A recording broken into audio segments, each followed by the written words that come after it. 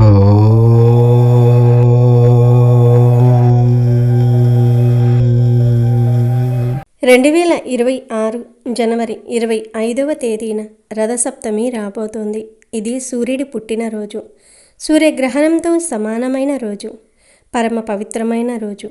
అయితే ఎంతో విశేషమైన ఈ రోజున మర్చిపోకుండా గుర్తుపెట్టుకుని ఈ ఒక్క ఆకు తింటే చాలు మీ జీవితమే మారిపోతుంది. ఇక మీకు తిరుగుండదు. చాలామందికి ఈ మధ్యకాలంలో ఆరోగ్యం అస్సలు బాగుండటం లేదు. ఎప్పుడు ఏం జరుగుతుందో తెలియని భయం. కానీ శాస్త్రం ఏం చెప్తుందంటే, రథసప్తమి రోజు ఎవరైతే ఈ ఆకును తింటారో అలాంటి వారికి అపమృత్యు దోషాలు కూడా పటాపంచలైపోతాయి. అంటే అకాల మరణం అనేది మీ దరిదాపుల్లోనికి కూడా రాదు. మృత్యువు మీ జోలికి రాకుండా నిండు నూరేళ్లు ఆయుష్ పెరుగుతుంది. అంతేకాదు, ఈ ఆకును స్వీకరించిన వారి శరీరం వజ్రంలా మారుతుంది. ఒంట్లో ఉన్న సమస్త దరిద్రం, అనారోగ్యం గంటలో మాయమైపోతాయి. అప్పటి వరకు ఉన్న జాతక దోషాలన్నీ తొలగిపోయి అఖండమైన రాజయోగం పడుతుంది. ఆర్థిక ఇబ్బందులన్నీ తీరిపోయి మీరు అపర కుబేరులుగా మారే అద్భుతమైన యోగం కలుగుతుంది. ఇక జీవితంలో కష్టాలు అనేవి రావు. వచ్చిన ఆ కష్టాలను ఎదుర్కొనే శక్తిని కలిగి ఉంటారు. మరి మీ జీవితాన్ని మార్చేసి ఆయురారోగ్య ఐశ్వర్యాలను ఇచ్చే ఆ ఆకు ఏమిటి? దానిని రథసప్తమి రోజు ఎలా తీసుకోవాలి అనే పూర్తి వివరాలను ఈ వీడియోలో మనం వివరంగా తెలుసుకుందాం. అంతేకాదు, రథసప్తమి రోజు స్నానం ఎలా చేయాలి, ఆ రోజు ఎటువంటి తప్పులు చేయకూడదు, ఆ రోజు గుమ్మానికి ఏ ఆకులు కట్టుకుంటే అష్టైశ్వర్యాలు సిద్ధిస్తాయి అనే విషయాలను కూడా తెలుసుకుందాం. ఫ్రెండ్స్, ఈ మంచి విషయాన్ని తెలుసుకునే ముందు దయచేసి ఈ వీడియోకి ఒక లైక్ కొట్టి మన ఛానల్ని సబ్స్క్రైబ్ చేసుకొని మాకు సపోర్ట్ చేయండి. మర్చిపోకుండా ఓం హ్రీం సూర్యాయ నమః అని కామెంట్ చేయండి. మాఘశుద్ధ సప్తమి తిథి రోజు రథసప్తమిని చేసుకోవటం ఆనవాయితీ. కోణార్క్లోని సూర్య దేవాలయంలో, అరసవల్లిలోని సూర్య దేవాలయంలో రథసప్తమిని పురస్కరించుకొని మహావైభవపేతమైన ఉత్సవం జరుగుతుంది. కోణార్క్లో జరిగే ఈ రథోత్సవాన్ని చూడడానికి దేశ నలుమూలల నుండి భక్తులు తండోపతండాలుగా వస్తారు. ప్రతిరోజు సూర్య నమస్కారాలు చేయటం మంచిది. రథసప్తమి నాడు చేస్తే మరీ మంచిది. ఈరోజు ఆవునేతితో దీపం వెలిగించి సూర్య భగవానుడికి నమస్కరించుకుంటూ నది లేదా చెరువుల్లో వదిలితే మంచిది. సూర్యుడిని ఎరటి పూలతో పూజించటం శ్రేష్టం. రవితేజునికి రేగిపళ్ళు ఇష్టం కనుక ఈరోజు రేగిపళ్లను పరమాన్నాన్ని ఆతిథ్యునికి నైవేద్యంగా సమర్పించాలి. ఇతర మాసంలోని సప్తమి తిథుల కన్నా మాఘమాసంలోని సప్తమి తిథి చాలా విశిష్టమైనది. ఎందుకంటే స్వామివారి నిజరూప దర్శనం కలిగేది రథసప్తమి రోజే. మనం ప్రత్యక్ష దైవంగా సూర్యుని ఆరాధిస్తాం. నిత్య దేవతారాధనలో సూర్యోపాసన, సూర్య ఆరాధన ఎంతో ప్రాచీనమైనది. భగవంతుని కార్యాలైన సృష్టి, స్థితి మరియు లయలలో స్థితికి ప్రధానమైనటువంటి సూర్యుడు ప్రత్యక్షంగా పూజలందుకుంటున్నాడు. సూర్యుడు వర్షాన్నిస్తాడు, శరీరానికి కాంతినిస్తాడు, ప్రపంచాన్ని చూడగల కంటికి వెలుగునిచ్చి అన్నిటినీ చూసే శక్తినిస్తాడు. ఎండ ద్వారా తడిని పోగొట్టి అక్కడ పుట్టే వివిధ క్రిమికీటకాల ద్వారా వ్యాధులు రానికుండా రక్షిస్తాడు. సూర్యుడు ఆరోగ్య ప్రదాత. ఆర్జమిస్తే చాలు అష్టైశ్వర్యాలను ప్రసాదిస్తాడు.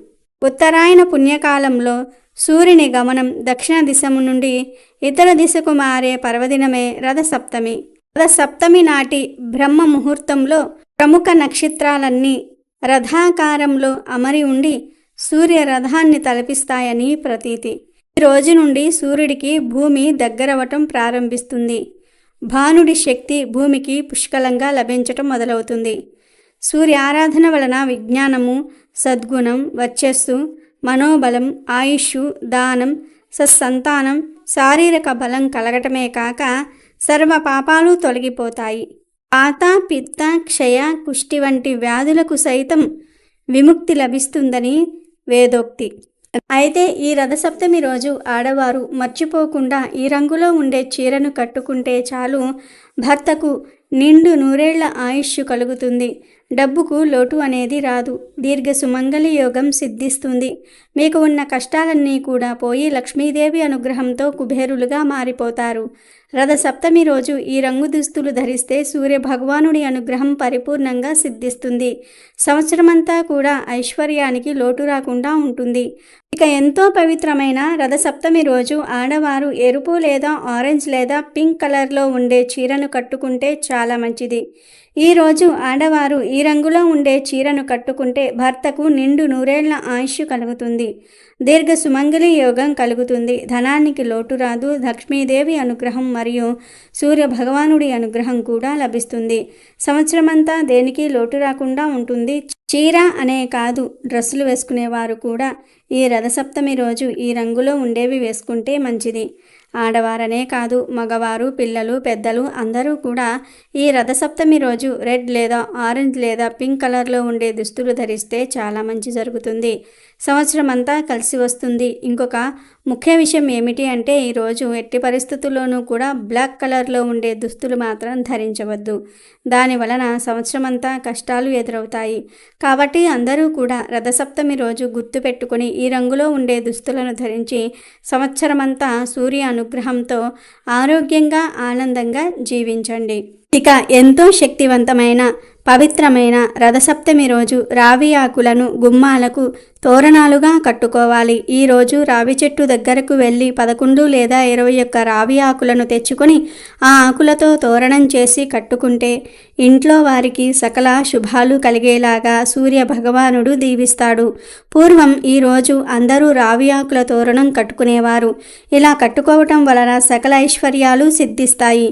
ముందు రథసప్తమి రోజు రావి చెట్టు దగ్గరకు వెళ్ళి కొన్ని నీళ్లను రావి చెట్టుకు సమర్పించి తరువాత చెట్టుకు నమస్కారం చేసుకుని 11 లేదా 21 ఆకులను ఇంటికి తెచ్చుకోవాలి. తర్వాత ఒక పసుపు దారంతో ఈ ఆకులను తోరణాలుగా చేసి మెయిన్ డోర్ గుమ్మానికి కట్టాలి. ఇలా రథసప్తమి రోజు గుమ్మానికి రావి ఆకులను కడితే సాక్షాత్తు ఆ సూర్యనారాయణమూర్తి మీ ఇంటికి రక్షణ కలిగిస్తాడని పెద్దలు చెప్తూ ఉన్నారు. ఇలా కట్టడం వలన మీ ఇంట్లో ఉన్న నెగిటివ్ ఎనర్జీ మొత్తం పోతుంది. పాజిటివ్ ఎనర్జీ వస్తుంది. ఇంట్లోని బాధలు, ఆర్థిక సమస్యలు, దుఃఖం, కష్టాలు, వాస్తుదోషాలు, అనారోగ్య సమస్యలు కూడా పోతాయి. అంతటి శక్తి ఈ రావి ఆకులకు ఉంటుంది. ఈరోజు ఇలా చేస్తే మీ ఇల్లు సిరి సంపదలతో తులతూగుతుంది. ఎందుకంటే రావి చెట్టు ఆకుల నుండి ప్రాణవాయువు అధికంగా విడుదల అవుతుంది. ఈ ఆకులు విషగాలులను, కాలుష్యపూరితమైన గాలులను శుద్ధి చేసి స్వచ్ఛమైన గాలిని మనకు అందిస్తాయి. రథసప్తమి రోజు రావి ఆకులను గుమ్మానికి కట్టుకోవటం వలన సూర్యనారాయణమూర్తి ఎంతో సంతోషించి సిరి సంపదలను, సుఖ సంతోషాలను కలిగిస్తాడు. అన్ని వృక్షాలలోకెల్లా రావి చెట్టు పరమ పవిత్రమైనదని శ్రీమద్ భాగవతంలో శ్రీకృష్ణ భగవానుడు చెప్పాడు. రావి చెట్టును విష్ణువు నివాసంగా పరిగణిస్తారు. అశ్వత్థ వృక్షంగా ప్రసిద్ధికెక్కిన ఈ రావి చెట్టు కింద పరమ భక్తులైన హిందువులు తమ ప్రాణాలను సైతం వదిలిపెట్టడానికి ఇష్టపడుతూ ఉంటారు. సాక్షాత్తు విష్ణుమూర్తి ప్రతిరూపమే రావి చెట్టు అని విశ్వసిస్తూ ఉంటారు.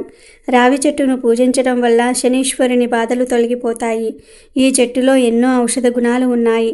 ఈ చెట్టు యొక్క బెరడు, ఆకులు ఎన్నో వ్యాధుల నివారణకు ఉపయోగపడతాయని ఆయుర్వేద నిపుణులు చెప్తూ ఉన్నారు. రావి చెట్టును పూజించటం హిందూ మతంలో చాలా ముఖ్యమైన ఆచారం.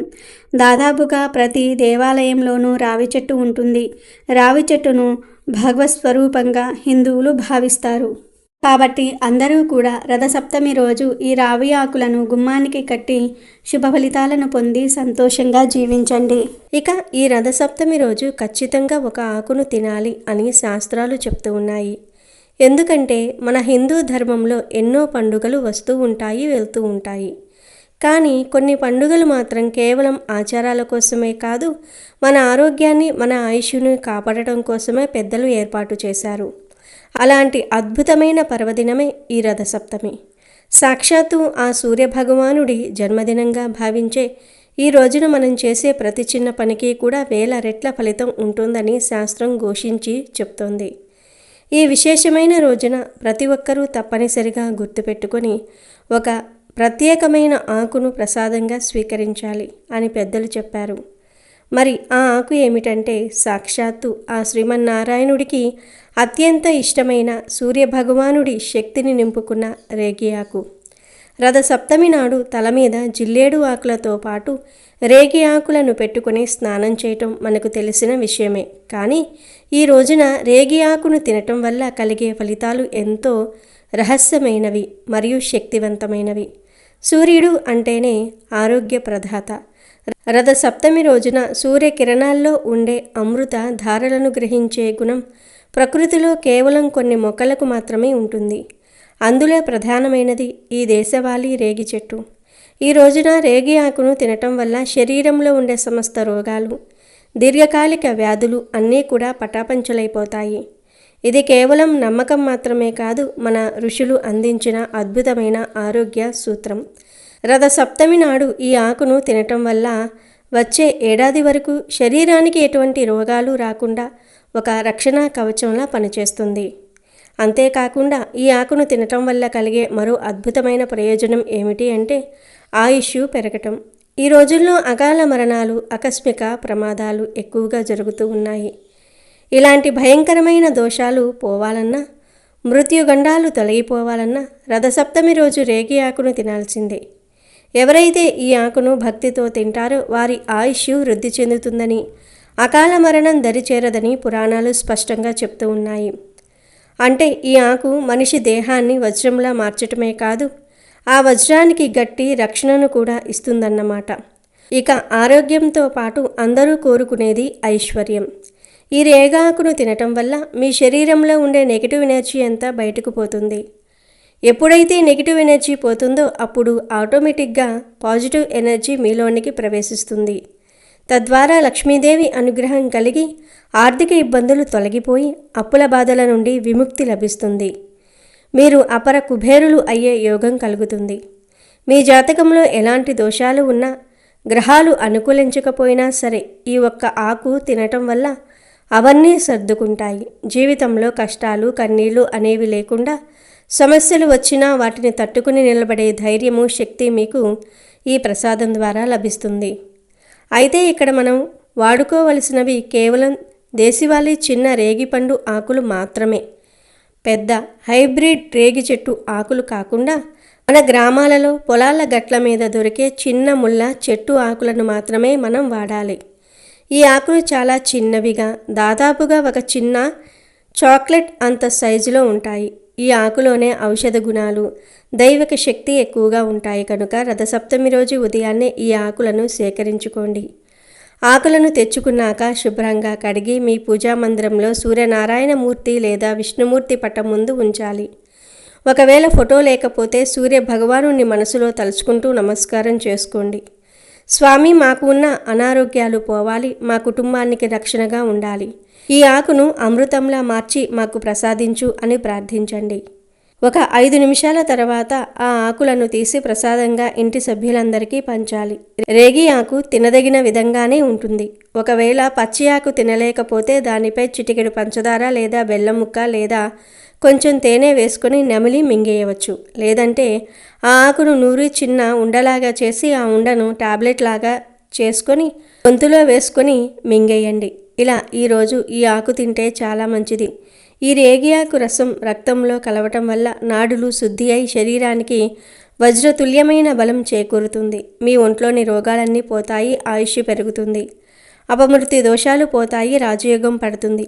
ఇక మీరు అపర కోటీశ్వర్లుగా మారిపోతారు. ఈ ఆకుతో పాటు ఈ రోజున సూర్యుడికి నివేదించిన పరమాన్నాన్ని కూడా స్వీకరిస్తే ఆ సూర్యభగవానుడి కృప మనపై ఎల్లప్పుడూ ఉంటుంది. నమ్మకమే మనకు బలం. కాబట్టి ఈ రథసప్తమి రోజున తప్పకుండా ఈ రేగి ఆకును తిని అష్టైశ్వర్యాలు, ఆయురారోగ్యాలు పొందండి. సూర్యుడికి ఎంతో ఇష్టమైన ఈ రథసప్తమి రోజు 2 వస్తువులను కొని ఇంటికి తెచ్చుకుంటే చాలు, సూర్యుడు అనుగ్రహం లభిస్తుంది, తరతరాలకు తరగని ఐశ్వర్యం వస్తుందని పండితులు చెప్తూ ఉన్నారు. ఆ వస్తువులలో మొదటిది గోధుమలు. అవును, రథసప్తమి రోజు గోధుమలను కానీ, గోధుమ రవ్వను కానీ లేదా గోధుమ పిండిని కానీ కొని ఇంటికి తెచ్చుకున్నట్లయితే చాలా మంచిది. సూర్య భగవానుడి అనుగ్రహం లభిస్తుంది, మంచి ఆరోగ్యం సిద్ధిస్తుంది. గోధుమల గురించి అందరికీ తెలుసు. గోధుమలు చాలా బలబద్ధకమైన ఆహారం. గోధుమలలో చాలా పోషకాలు ఉంటాయి. సూర్యుడికి ఇష్టమైన ధాన్యం గోధుమలు కనుక రథసప్తమి రోజు గోధుమలను కానీ, గోధుమ రవ్వను కానీ, గోధుమ పిండిని కానీ కొని ఇంటికి తెచ్చుకుంటే ఎన్నటికీ తరగని ఐశ్వర్యం వస్తుంది, ఆరోగ్యం సిద్ధిస్తుంది, లక్ష్మీ కటాక్షం కలుగుతుంది, పట్టిందల్లా బంగారం అవుతుంది, తిరిగిలేని రాజయోగం పడుతుంది. కనుక గోధుమలు కానీ, గోధుమ రవ్వ కానీ, గోధుమ పిండి కానీ కొనాలనుకునేవారు రథసప్తమి రోజు కొనండి. ఇలా కొన్న గోధుమలతో ఆ రోజు గోధుమ పాయసం తయారు చేసి సూర్యుడికి నివేదన చేసి ఆ తర్వాత మీరు ప్రసాదంగా స్వీకరించి తింటే సంవత్సరమంతా ఎటువంటి అనారోగ్య సమస్యలు రాకుండా ఉంటాయి, మంచి ఆరోగ్యం లభిస్తుంది. కనుక రథసప్తమి రోజు అందరూ కూడా గోధుమలకు సంబంధించిన పదార్థాలను కొని తెచ్చుకోండి. మీ ఇంట్లో ఉన్నా సరే ఒక పావు కేజీ అయినా సరే కొని తెచ్చుకుంటే మీకే మంచి జరుగుతుంది. ఇక రథసప్తమి రోజు కొని తెచ్చుకోవలసిన రెండవ వస్తువు ఏమిటి అంటే కుంకుమ. కుంకుమ గురించి అందరికీ తెలుసు.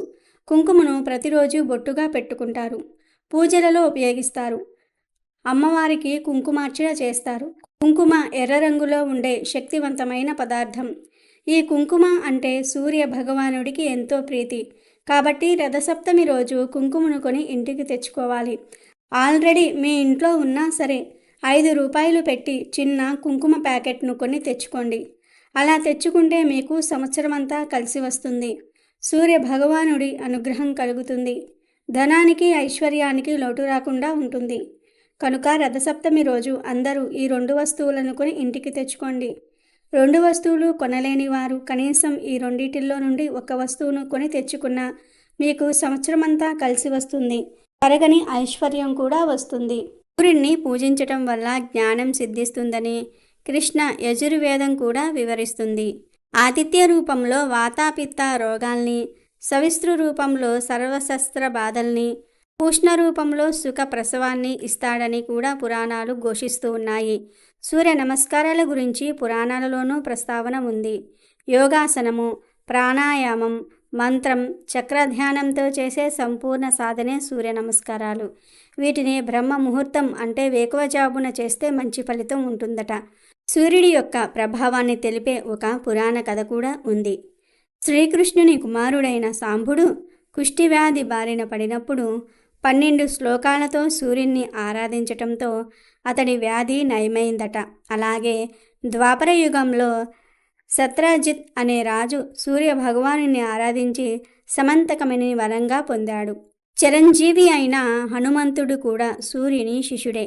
సూర్యోదయంలో విద్యాభ్యాసాన్ని ప్రారంభించి సూర్యాస్తమయానికి పూర్తి చేసిన ప్రియ శిష్యుడు ఆంజనేయుడు.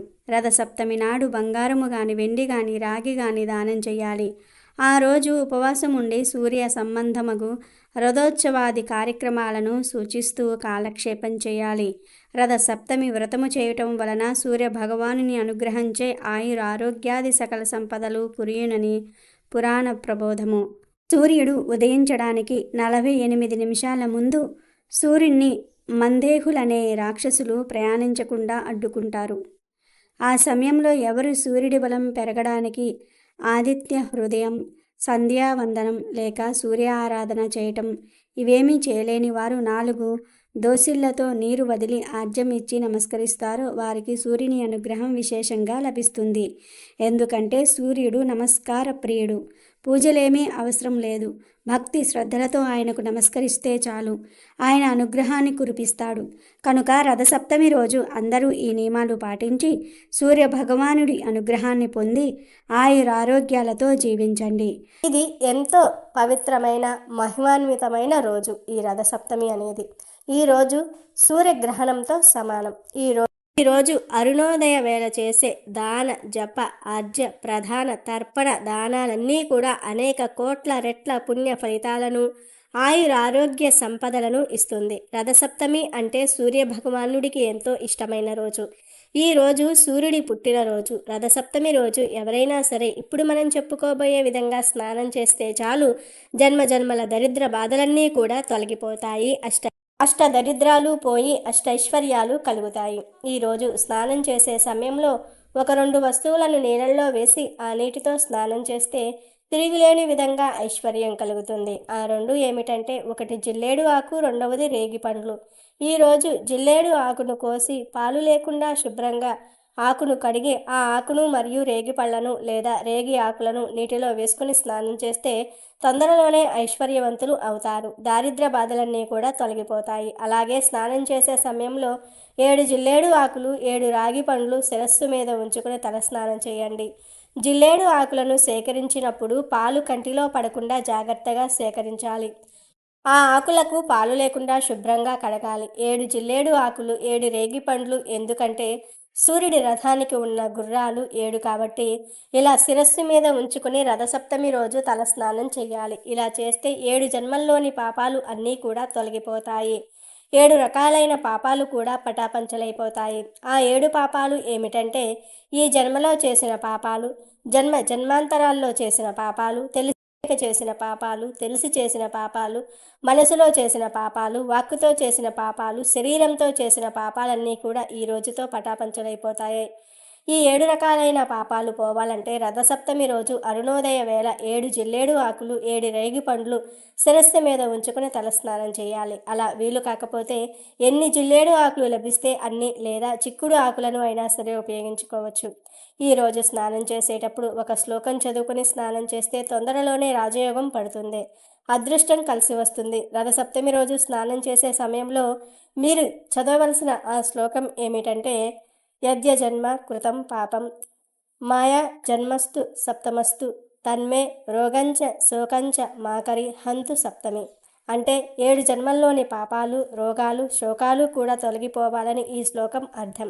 ఇలా స్నానం చేశాక ప్రత్యేకంగా పూజలు చేసుకోవాలి. అలాగే ఈరోజు ఒక బ్రాహ్మణుడికి గొడుగు పాదరక్షకులు దానం ఇస్తే అష్టదరిద్రాలు తొలగిపోయి అష్టైశ్వర్యాలు కలుగుతాయి. కాబట్టి రథసప్తమి రోజు ప్రతి ఒక్కరూ కూడా ఈ విధంగా స్నానం చేసి సూర్యుడి అనుగ్రహంతో పాపాలను తొలగించుకొని సంతోషంగా జీవించండి. పురాణాల ప్రకారం రథసప్తమి వ్రత విధానం చాలా ప్రాముఖ్యత కలిగి ఉంటుంది. ఈ వ్రత విధానాన్ని, వ్రత ఫలాన్ని గురించి అడిగిన ధర్మరాజుకు శ్రీకృష్ణుడు ఈ విధంగా తెలిపాడు. పూర్వకాలంలో కాంబోజ దేశమున యశోధర్ముడు అనే రాజు ఉండేవాడు. అతనికి ఒక కుమారుడు ఉండేవాడు. ఆ కుమారుడు ఎప్పుడూ కూడా వ్యాధుల బారిన పడేవాడు. తన కుమారుడికి వ్యాధులకు కారణం ఏమిటని రాజు బ్రాహ్మణులను అడిగాడు. అప్పుడు బ్రాహ్మణులు, నీ కుమారుడు పూర్వజన్మున పరమలోభి అయిన వైశ్యుడు. రథసప్తమి మహత్యము వలన నీకు జన్మించాడు. లోభి అయినందున వ్యాధిగ్రస్తుడైనాడు అని చెప్పారు. దీనికి పరిహారము అడిగిన రాజుకు బ్రాహ్మణులు ఇలా చెప్పారు.